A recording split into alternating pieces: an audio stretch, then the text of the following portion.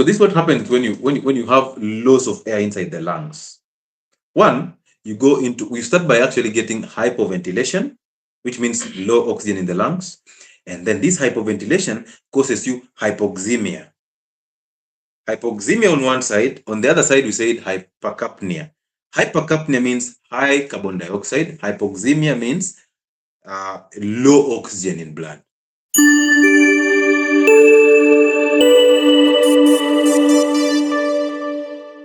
So this other side, you're having low oxygen, and this other side, you're having high CO2. Because remember, the more you take in oxygen, the more you release carbon dioxide. Okay, for those of you who have not adapted to anaerobic respiration, okay, you breathe through your mouth and all that, you're actually taking in low oxygen, and then as you take in low oxygen, your CO2 in blood starts to build up. Carbon dioxide reacts with water to form weak carbonic acid, while weak carbonic acid dissociates to release hydrogen ions. When you release hydrogen ions, in medical terms or in science, hydrogen, which is H plus, those are hydrogen ions, that is what we call acidity. So when you have high CO2 in blood, the chances of making acids in blood are high. You release hydrogen ions, you start going into acidic pH. The pH goes down because the lower the pH, the more acidic the blood is. So the pH goes down, acidity goes up, you start killing the cells, you start killing the organs, you start getting dehydrated, you get into a coma, and the next thing, we are in a hospital, you have a mask for oxygen. Imagine that. And now all that saving that you've made in the last 2 years has just gone down the drain. Before you build that dream house, before you take your children to those private schools, now you're taking yourself to hospital to just put an oxygen mask. Calculated in terms of minutes. How many hours were you on oxygen mask? Write it down. So you think your job is going to cater for that? So you get, first of all, you get limited air into the lungs, and then you get hypoventilation, and then you get hypoxemia, and then you get hypercapnia. Tumeshika mpaka hapo? Simple. Usishike hypercapnia and hypoxemia. It's none of your business. Just get it this way. You don't bring in air. The body needs oxygen for survival and metabolism. So you're not bringing in air. When you're not bringing in air because your throat is big, you've obstructed the flow of air into the lungs. Now we have low air going into the lungs. When you have low air going into the lungs, the diffusion of air from the lungs into the bloodstream is actually low. When that is low, no oxygen, a limited amount of oxygen is going into your bloodstream. But you need oxygen more than you need the carbon dioxide. So when there's limited oxygen moving from the alveoli into the bloodstream, that is a problem. Now, if that is happening, we are unable to clear the carbon dioxide that is building up in the blood. So this carbon dioxide is going to cause you an acidic pH in the blood, and that starts to kill your cells. That starts to cause you all the problems in the system that are associated with respiratory acidosis. For obstructive sleep apnea, I want you to know, because I mentioned two. Under one umbrella of pulmonary sleep disorders, I mentioned obstructive sleep apnea, and I mentioned obesity hypoventilation syndrome. The one that has a syndrome is a collection of diseases, of conditions. Okay? This other OSA, obstructive sleep apnea, this one happens at night. That's why it's called sleep apnea. So somebody who has obesity hypoventilation syndrome, this is a person who struggles with breathing even during the day. These are people who keep on constantly blowing their noses. These are people who keep on constantly trying to open up their throats by just that irritation coming in all the time. These are people who struggle with breathing even during the day. And as they are walking, you can easily see they are struggling to breathe. Sometimes they struggle to coordinate between breathing and swallowing, because when you're breathing in, you're supposed to stop the swallowing mechanisms. You're supposed to block the esophagus so that the trachea opens up and air goes into the lungs. But these are people who are unable to control that. So sometimes they choke on food because, again, they eat too much, right? They want to eat because they want to sustain that body of theirs. And as they are eating, they are struggling to coordinate. So they start to swallow at the same time they are breathing. You know very well when you try to swallow when you're breathing at the same time.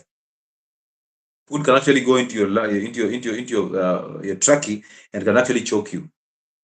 Okay, so lose the weight. So you'll struggle with sleeping because you're snoring to just try to open up and bring in air into the lungs so that you can actually maintain yourself as you're sleeping. But as you struggle to do that, you'll end up lacking good sleep. And remember, sleep is one of the pillars of healthcare. Okay, because we mentioned about sleep, we mentioned about exercise, hydration with water and salt, diet, fasting, low stress, all these things. In the sun, they come in as pillars of healthcare. But imagine you're losing sleep. This means, and sleep is very important because sleep stabilizes your hormones, sleep gives you good mood, and also helps you in development and growth of the brain. So when you lack sleep in the morning, you're so exhausted, and you go and take a blood level test, the HB test. It's normal. You have very normal HBs. So your blood is okay, but now the amount of oxygen in that blood is actually limited. So you start suffering from that. We have daytime somnolence. There are people I told you, you just start telling them a story, they're already sleeping. And they can't help it. There are people who cannot read a chapter of a book. And you know very well, here we read books. And by the way, what is your current read this month? What book are you reading this month? If you're a whole advocate, what book are you reading this month? So you can't even read a chapter. You start reading a chapter and you find yourself repeating the same chapter over and over because you don't finish it. You try to read it, you're sleeping. You're sleeping.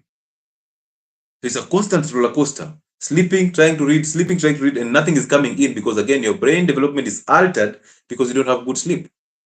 So, daytime somnolence. This daytime somnolence is a problem. How is it a problem?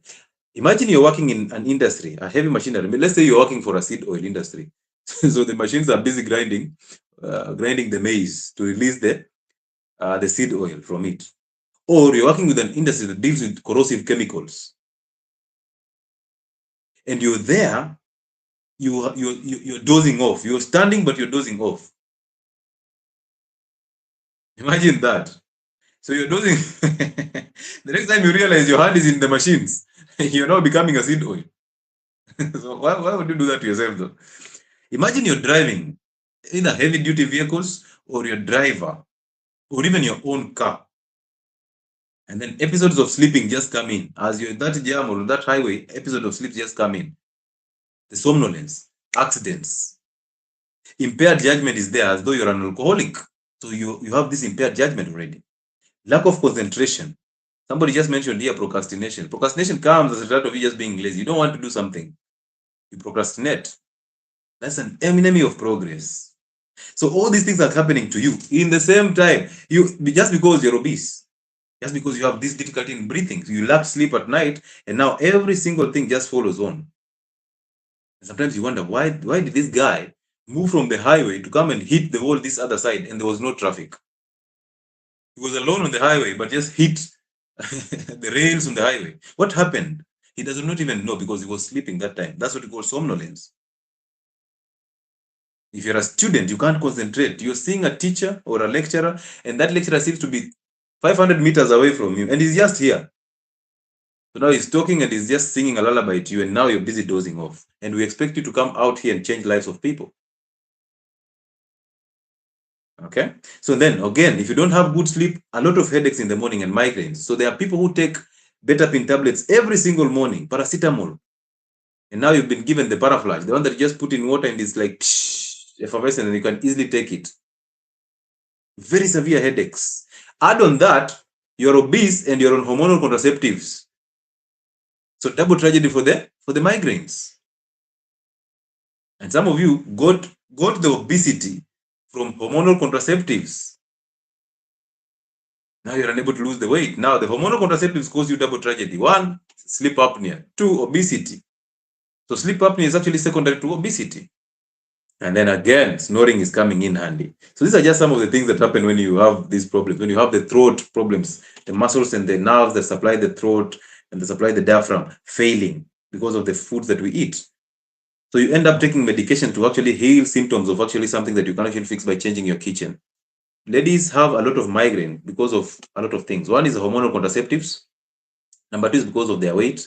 Number 3 is because they eat all the time, and whatever they're eating is just sugars.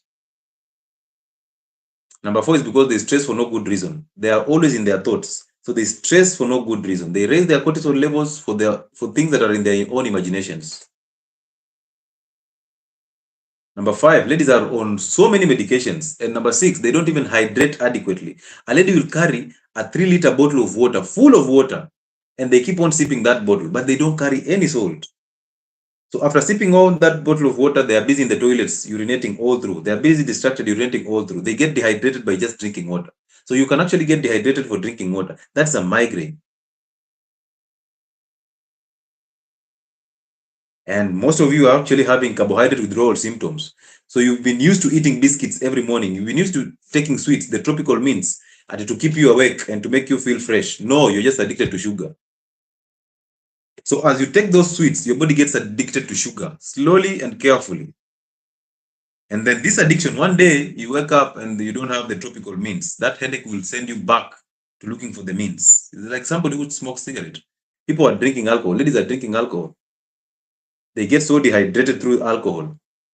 And ladies are now pre-diabetic and diabetic without knowing. So they are constantly dehydrated. The migraines are always there.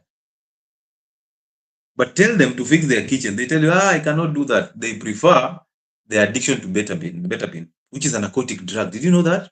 And we just said these narcotics suppress your breathing centers. So as you take that betapine and you get addicted to it, you constantly suppress your respiratory centers in the brain, and now breathing becomes a problem. So when you have high CO2 in blood, I told you you're getting into acidosis, right? When you're getting into acidosis, what comes as a result of this acidosis? One, you expect CNS depression, central nervous system depression. Now look at it this way. You started by reducing the amount of oxygen in your blood. You ended up topping up on CO2 in blood. You ended it into acidosis. And this acidosis suppresses the breathing centers again in the brain. So the cycle continues. Cycle continues. So CO2 suppresses the breathing centers, and that's how you start getting the confusion in the morning. And that's how you start getting the dizziness. And you're thinking this is anemia. You go and do a blood test, blood level is okay. That's how you start losing memory because CO2 affects memory. That's how you start getting seizures and comas. So some of your seizures are actually because you're obese. Things that you can fix, right? And remember, we talked about epilepsy and we said it's a gut issue again. Dopamine issues, gut issues, we said all that when we talked about epilepsy and seizures. And now you see here, you're getting seizures, confusion, dizziness, comas, and all because you cannot breathe in nicely and smoothly. There's a reason why that throat was left open. You don't have to close it by just getting fat. Reduce it, reduce the fat. And you know very well that 50% of fat is toxins because the liver stores toxins in the fats. So imagine that. And then there's something called cardiac arrhythmias. When you hear the word arrhythmias, cardiac means the heart, and then arrhythmias means abnormal rhythms. So you can have either tachycardia. Tachycardia means faster heart rates, and bradycardia means slower heart rates. So you can have either. So arrhythmias is coming in handy. You have also an increased intracranial pressure. This is dangerous. Look, when somebody has had an accident, sometimes they're given a drug that is called mannitol, a fluid that is called mannitol to reduce the intracranial pressure so that they can actually survive. Now, you see, when you have that constant headache, a very sharp headache that you feel like your head is bursting, that means there has an increased intracranial pressure. Cranial means the covering of the brain. So we have an increase in pressure within those meninges of the brain. And now that brings you a lot of problems. Super headaches, you can even faint. People have headaches until they faint. Now listen, carbon dioxide, what it does, one, it can cause dilation of blood vessels, the larger arteries. And then when you cause these larger arteries to dilate, and then you're causing arrhythmias, which is tachycardia, high heart rate, you're pumping blood so much into the brain. And now that increases the blood pressure in the brain. Problems. You can actually get into aneurysm, blood vessels in the brain rupturing, and you end up getting a stroke. It looks like a very small thing because you're snoring at night. But look at the bigger picture. So we start by snoring, and then you wonder these people end up dying in sleep. How? And then they do a postmortem, they tell you, oh, you had a ruptured blood vessel in the brain, and this was just a stroke.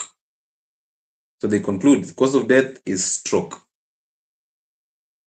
But what was the bigger picture? The bigger picture was the low oxygen levels that were coming in because of you struggling to breathe. So as you snore, thinking that this is swag, because I've seen people having a conversation about how their partners snore. And it looks like it's fun. Oh, unajua babe, you snore. My babe snores.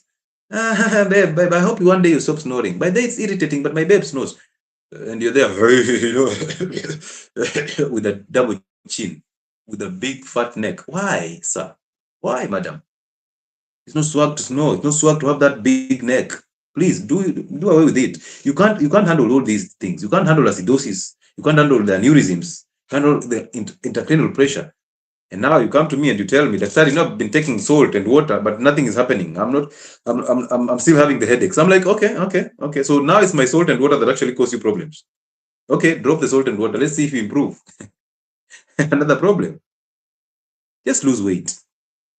And it's easy to lose weight. It's very easy to lose weight. It's easy. You only need the discipline, the consistency, and the patience. Only that most of us don't want the patience. They don't want the longer route.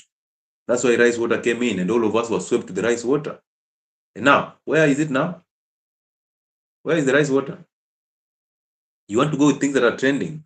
Where is the soda and milk for ladies who are trying to make their vaginas tight? Where is the okra water? Where is that? You drank a whole jug of okra water and you still have hormonal imbalances up to now. And you're still holding on to that jug, hoping that something new can actually come in. They changed you from the okra water straight into soda and milk, and you moved with them. Why are you a sheep? Why would you want to move with the masses all the time? Now you moved that side, you realize nothing is working, and then they go silent. Now they move from you tightening your vagina, and now they move to people losing weight. So now you're confused. Should I go and lose weight, or should I remain here taking soda and milk? Eh? They will move and leave you there. Because theirs is to just move with the moving trends. Ole wako, wewe unataka kumove now. You move this side, they leave you that side, they are this other side. That's the exact picture of what the media does. The media is used to distract us from the real things. So the moment you're following your favorite politician, this direction, he blindfolds you from seeing the real picture. And that's what the media does. I want you to just sit down and analyze news. You will see news is divided into death, disaster, disease, and destruction. Sit down and watch the news clearly with those 4 agendas behind your head. You will see what I'm talking about. It's always death, disease, disaster, or they distract you. You saw the other day that there are seed oil companies or seed oil brands that have been sidelined, right? Do you remember there was a seed oil called Ola that the government or our Kenya Bureau of Standards came in saying that this is not fit for consumption, human consumption. 3 days down the line, the same regulatory authority comes in and tells us that this is good for consumption. I mean, what changed that it moved from being bad for consumption and now it's good for consumption? Nobody asked that question. I know most of you have used that oil. Do you remember the mercury sugar? We questioned the mercury sugar, and when it just got out of the media, all of us kept on taking sugar. Did we stop taking sugar? So as you're focusing on this agenda, one agenda, what your favorite TV station comes in and does is to play with your emotions. Just simply tells you that the opposition is now part of the government. You've even forgotten there was a seed oil that was not good for use. You're now focusing on how opposition joined the government. That's how we do. That's how they do it. And they know very well you are so emotional. So the media actually controls your emotions. That's why when your favorite politician does not speak, or when somebody attacks your favorite, you feel like somebody's attacking your favorite politician, you get so angry. You're losing the point. They want you to lose that point exactly so that they can manipulate you. They are so good at doing it. They are so good at doing it.